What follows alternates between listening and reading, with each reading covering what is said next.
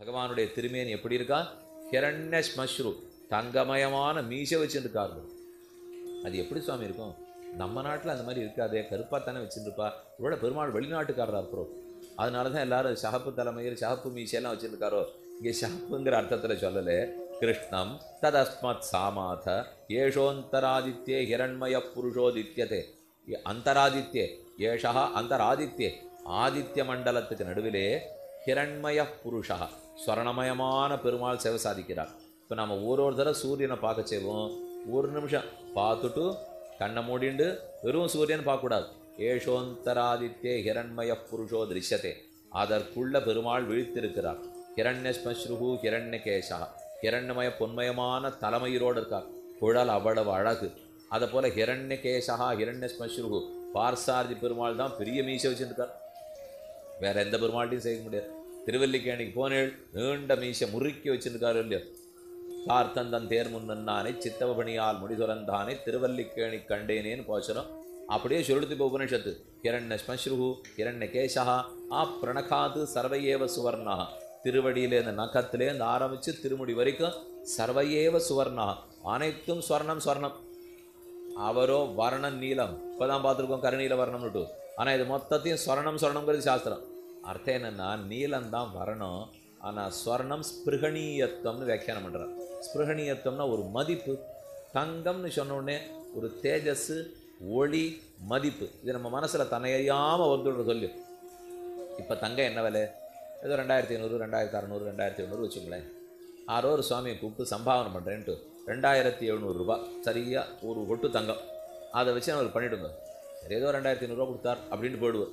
அதே வெத்தலைபாகு பழத்தை வாங்கி ஒரு சின்ன தங்க பதக்கம், அதில் லக்ஷ்மி படம் போட்டிருக்கு, இல்லை ராமர் படம் போட்டிருக்கு, அதை வச்சு ஒரு நிமிஷம் சேவிச்சு சுவாமிக்கு ஸ்வர்ணதானம் கொடுக்கலான்னு கொடுக்குறேன் அப்படின்னு கொடுத்தீங்கன்னா அது 27,000 ரூபாய்ட்ட நினச்சிப்பார்.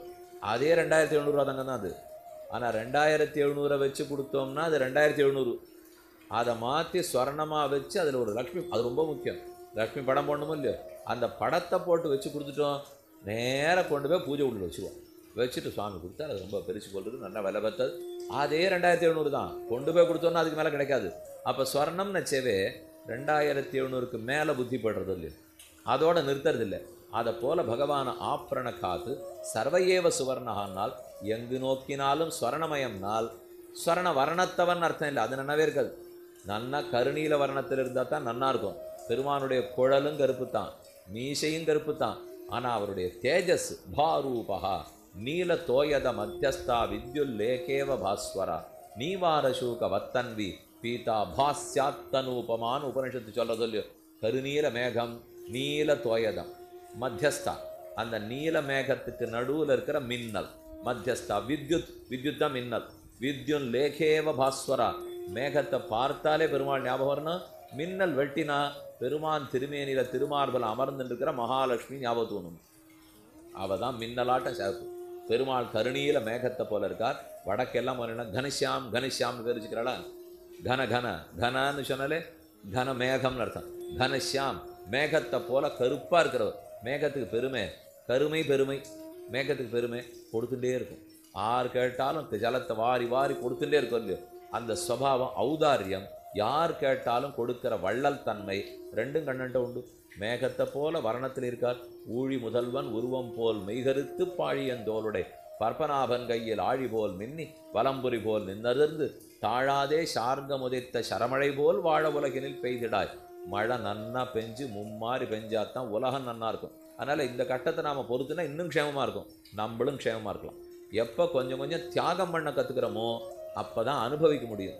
தியாகமே இல்லாத இருந்தால் எப்பவுமே மோர்ஞ்சாதான் அப்படி தான் இருக்கும். அது எவ்வளோ தூரம் நன்னா இருக்கும் சொல்லுங்கள். தியாகம் பண்ணால் நமக்கு நன்னா இருக்கும், புறத்தியாருக்கு நன்னா இருக்குமோ இல்லையோ.